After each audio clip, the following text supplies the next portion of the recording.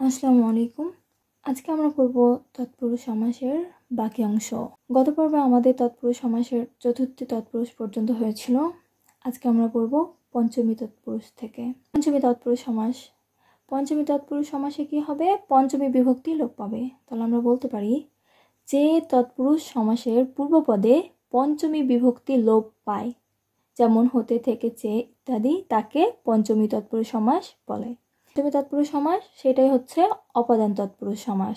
পঞ্চমী তৎপুরুষ সমাস চেনার উপায়: যদি পঞ্চমী তৎপুরুষ সমাসের পরপদে বা সমস্ত পদে চুত, জাত, আগত, ভীত, গৃহীত, মুক্ত, বিরত, উত্তীর্ণ, পালানো, ভ্রষ্ট এই সকল শব্দ থাকে, তাহলে আমরা বুঝবো এটা পঞ্চমী তৎপুরুষ সমাস। আর এক কথায় পঞ্চমী তৎপুরুষ সমাসে পূর্বপদ এবং পরপদের মাঝে বিয়োগের সম্পর্ক বোঝায়, মাইনাসের সম্পর্ক বোঝায়, বিচ্ছেদের সম্পর্ক বোঝায়, সরে যাওয়ার সম্পর্ক বোঝায়, চ্যুত হওয়ার সম্পর্ক বোঝায়, নষ্ট হওয়ার সম্পর্ক বোঝায়। যেমন লক্ষ্য থেকে চ্যুত, লক্ষ্যচ্যুত, পদ থেকে চ্যুত, পদচ্যুত। তাহলে এখানে আমরা কি দেখতে পাচ্ছি? ব্যাস বাক্যের পরপদের চ্যুত বা সমস্ত পদে চ্যুত। তাহলে আমরা বুঝবো কি এইটা পঞ্চমী তৎপুরুষ সমাস। আরও যেমন দেশ থেকে পলাতক, দেশ পলাতক, বাহির থেকে আগত, বহিরাগত, সাপ থেকে মুক্ত, সাপ মুক্ত, পথ থেকে ভ্রষ্ট, পথ ভ্রষ্ট, দুগ্ধ থেকে জাত, দুগ্ধজাত, জেল থেকে খালাস, জেল খালাস, আগা থেকে গোড়া, আগা গোড়া, আদি থেকে অন্ত, আদন্ত, জন্ম থেকে অন্ধ, জন্মান্ধ, প্রাণের চেয়ে প্রিয়, প্রাণপ্রিয়। এখানে আমরা কি দেখছি? ব্যাস বাক্যে যে পঞ্চমী বিভক্তিগুলো আছে, হতে, থেকে, যে, এগুলো সমস্ত পদে যে লোপ পাচ্ছে। এরূপ আরও কৃষিজাত, মেঘমুক্ত, প্রাণাধিক, দলছুট, লক্ষ্যচ্যুত, খাঁচা ছাড়া, ঋণমুক্ত, কণ্ঠনিঃসৃত ইত্যাদি। এইবার আমরা পড়ব ষষ্ঠী তৎপুরুষ সমাস। তাহলে আমরা বলতে পারি যে সকল তৎপুরুষ সমাসের পূর্বপদে ষষ্ঠী বিভক্তি লোপ পায়, যেমন র এর, তাকে ষষ্ঠী তৎপুরুষ সমাস বলে। যে সকল তৎপুরুষ সমাসের পূর্বপদে ষষ্ঠী বিভক্তি লোপ পায়, যেমন র এর ইত্যাদি, তাকে ষষ্ঠী তৎপুরুষ সমাস বলে।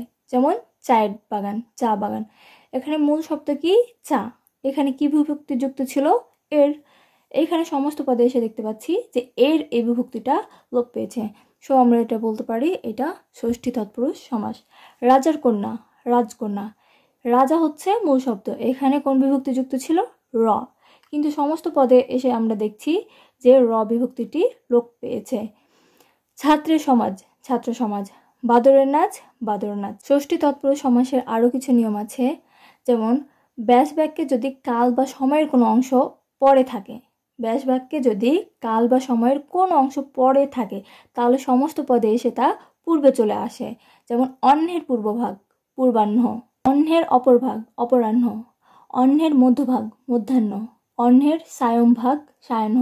এখানে সায়ং বলতে সন্ধ্যা বোঝাচ্ছে। তৎপুরুষ সমাসের ব্যাস বাক্যে যদি অর্ধ এবং মাঝ শব্দটি পরপদে থাকে, তাহলে সমস্ত পদে তা পূর্বে বসে।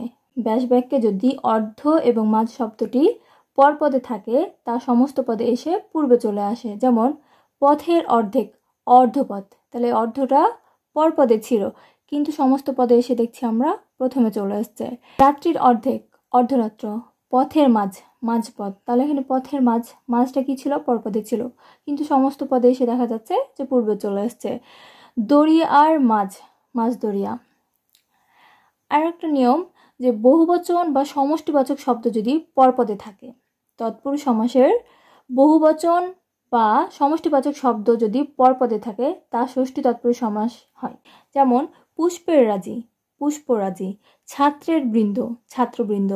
শিক্ষকের গণ, শিক্ষকগণ। এরূপ গুণগ্রাম, হস্তিযুত, পঙ্গপাল, গুণগ্রাম। এখানে কি?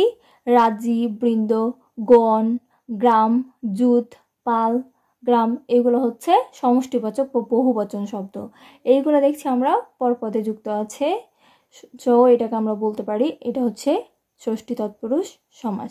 সমাসে যদি রাজা শব্দটি শ্রেষ্ঠ অর্থে থাকে, তাহলে সমস্ত পদে তা পূর্বে বসে। যেমন পথের রাজা, রাজপথ। এটা কি কোনো রাজা বা কিংকে বোঝাচ্ছে? এটা কি বলছে? পথের রাজা, রাজপথ। মিস্ত্রির রাজা, রাজমিস্ত্রি। হাঁসের রাজা, রাজহাঁস। রাজাতন্ত্র, রাজতন্ত্র। তাহলে এখানে দেখছি যে রাজা শব্দটি শ্রেষ্ঠ অর্থে বসেছে। সো রাজা শব্দটা ব্যাস বাক্যে পরপদে থাকলেও সমস্ত পদে তা পূর্বে চলে আসছে। এইরূপ রাজধর্ম, রাজপ্রাসাদ, রাজসর্প, রাজনীতি, রাজধানী। এরপর রাজা শব্দটি যদি রাজা অর্থে ব্যবহৃত হয় বা কিং অর্থে ব্যবহৃত হয় তাহলে সমস্ত পদে তা পরেই বসে। যেমন গজনির রাজা, গজনিরাজ, জাপানের রাজা, জাপানরাজ, বঙ্গের রাজা, বঙ্গরাজ। এইখানে রাজা দিয়ে মূলত রাজাকেই বোঝাচ্ছে।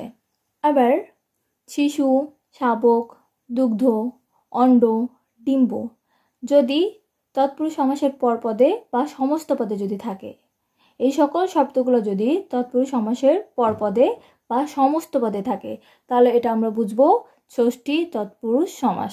যেমন মৃগীর শিশু, মৃগ শিশু, গাভীর দুগ্ধ, গোদুগ্ধ, হংসীর ডিম্ব, হংসডিম্ব, হংসীর অণ্ড, হংসাণ্ড, মেষীর শাবক, মেষ শাবক। এইবার আমরা আলোচনা করব সপ্তমী তৎপুরুষ সমাস। আমরা বলতে পারি যে সকল তৎপুরুষ সমাসের পূর্বপদে সপ্তমী বিভক্তি লোপ পায়, যেমন এ, উন্তস্তুয়া, তে, এতে, তাকে সপ্তমী তৎপুরুষ সমাস বলে। যেমন গাছে পাকা, গাছ পাকা, এখানে গাছ কোন শব্দ, এখানে কোন বিভক্তি যুক্ত হয়েছে? এ।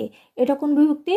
সপ্তমী। সো যেহেতু সপ্তমী বিভক্তি লোপ পেয়েছে তাই আমরা এটাকে বলবো সপ্তমী তৎপুরুষ সমাস।